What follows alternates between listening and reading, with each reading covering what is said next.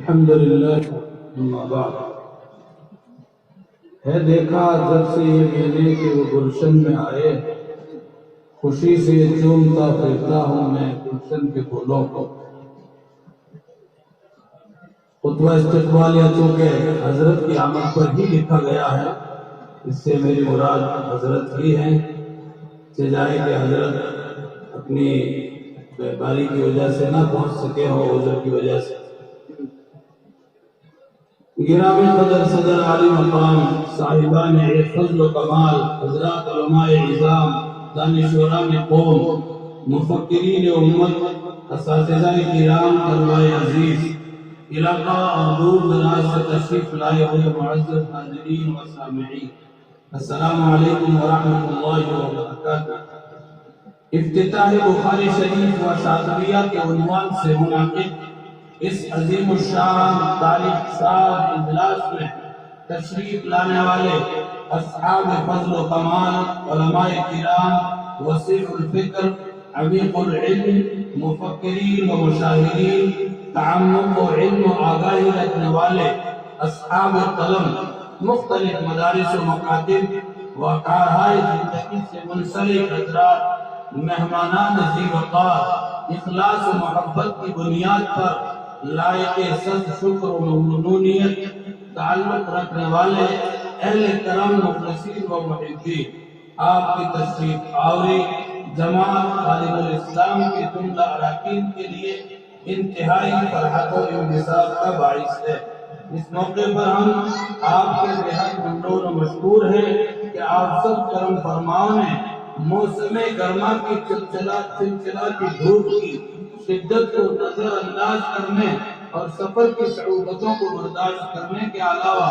اپنی بے حد قیمتی ترین مصروفیات اور مشغولیات سے وقت نکال کر مدرسہ خادم الاسلام کی ادنا سی دعوت پر تشریف لا کر ہمیں شرف میزبانی سے سرفراز فرمایا، جس کے لیے ہم جملہ خدام مدرسہ آپ تمام حضرات کے بصمیم قلب شکر گزار ہیں اور کمال فرحت و مسرت کے ساتھ آپ سب کو خوش آمدید کہتے ہیں۔ بطور مہمان خصوصی رفیع المرتبت، عالی منزلت، نہایت قداور، عبد العزیز، دلاویز شخصیت، رئیس العلماء، صدر الاساتذہ، رہبر قوم، پاسبان ملت، قائد جمعیت، امیر الہند، جانشین شیخ الاسلام حضرت مولانا سید ارشد مدنی صاحب دامت برکاتہم العالیہ، جو اپنی بیماری کی وجہ سے مجلس میں گرچہ شریک نہ ہو سکے، ان کی خدمات کے ہم سبھی جو ہے محسوس کرتے ہیں کہ آپ کی اپنی وسیع تر علمی، عملی، ملی، انتظامی جہد و مشاغل، ہماگیر مصروفیات کے باوجود جگہ با جگہ اسفار کرتے رہتے ہیں۔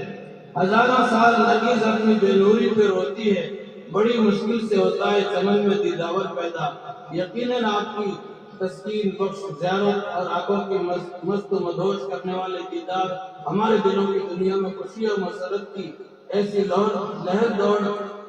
جاتی ہے، جہاں مرحبا صد مرحبا کی ہنگامہ آرائی اور دریائے فرد و شادمانی میں غوطہ لگانے والا دل جھوم جھوم کر یہ کہنے پر مجبور ہو جاتا ہے کہ دل سادہ خبر آئی ہے کہ وہ آئے ہیں، صبر کر صبر ذرا میرے مچلنے کے لیے۔ عالی جہاں جناب، آپ ملک و بیرون ملک کی ایک ممتاز شخصیت، علم و عمل کا مجمع، فضل و کمال کا ایک حسین سنگم، سادہ مزاجی، تصنع تکلف سے بیزاری، اخلاق و عادات، زہد و تقوی اور بے باکی میں اسلاف کے سچے جانشین، عوام و خواص کے امیر و امام، مستقل بے کسوں کے سہارا، بے بسوں کے آسرا، غریبوں کے ماوا، مظلوموں کے جائے پناہ اور ظلم و ستم کے بغل میں پھنسی کشتی، ملت کے ناخدا اور کیونہار، حاضر کے شفاعت عظیم، مسلمانان ہند کے دور اندیش، دور روی ترجمان، سینکڑوں اداروں کے سرپرست نگراں، اکابرین کے تاریخ ساز کردار کے حقیقی وارث ہیں اور اس قرآن عرض ہندی پر شاعر اسلام کے محافظ و نگراں ہیں۔ کسی نے آپ کی شان میں سچ کہا ہے، سراپا رشد ہے، ارشاد ہے ارشد کی پیشانی، انہی کا کام ہے دینی شاعر کی نگہبانی، انہی کا کام ہے دینی شاعر کی نگہبانی۔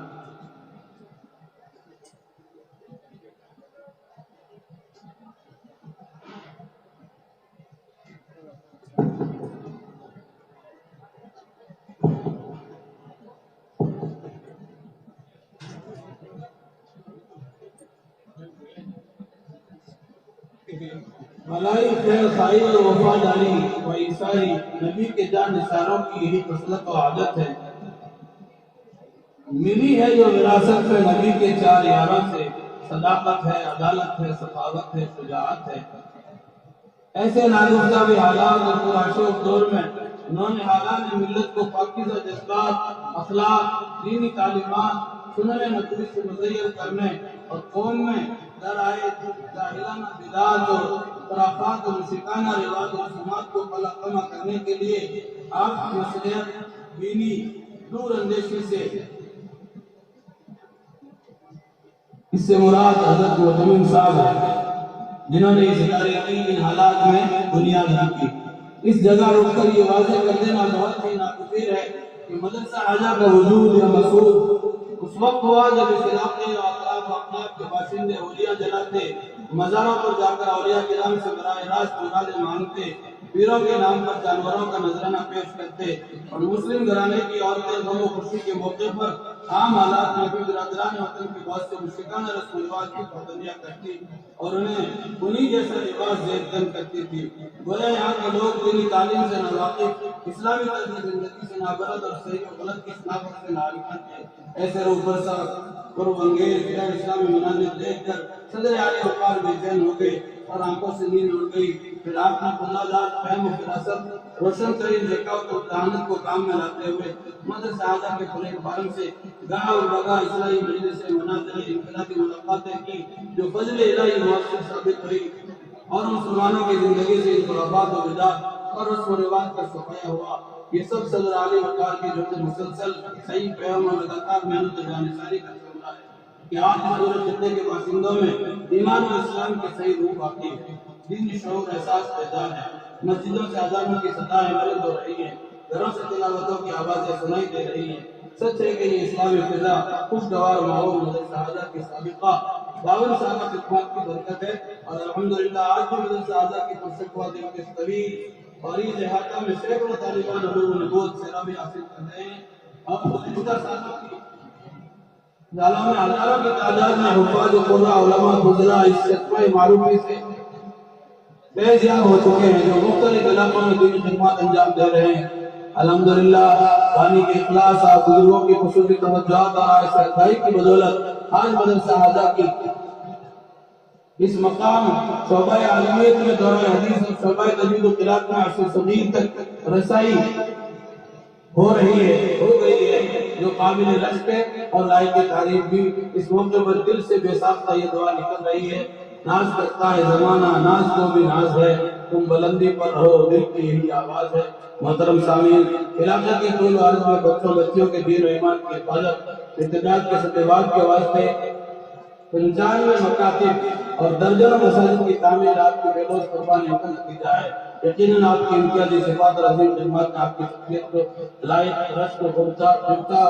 قابل تقلید نمونہ بنا دیا ہے، اس لیے آپ کے بارے میں یہ کہنا بالکل سچ ہے۔ سلوکنا اور شے ہے، جل کے مر جانے سے کیا ہوگا، جو ہو رہا ہے کام اس سے پروانے سے کیا ہوگا۔ آخر میں ایک بار پھر ہم آپ تمام مہمانان نظام، علماء کرام، محبین، مختصین، حاضرین کی قربانیوں کا دل سے اعتراف کرتے ہوئے آپ سب کی خدمت میں شکر گزاری اور قلبی سوغات کا گلدستہ تشکر و امتنان کا تحفہ اور محبت و احترام کا عطیہ پیش کرتے ہیں۔ Thanks for watching. Don't forget to like, comment, share and subscribe to Al Wahid channel.